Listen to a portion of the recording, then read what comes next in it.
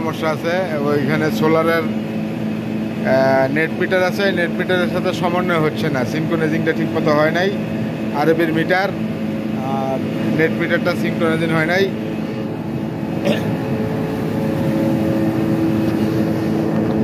Air compressor,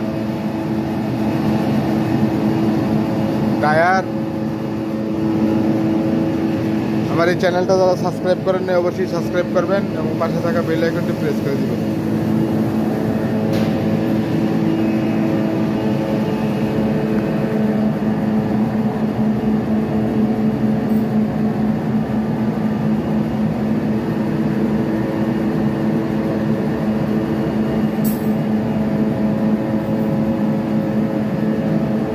এগুলো ভালো তো, এমসি ভালো কাজ করে।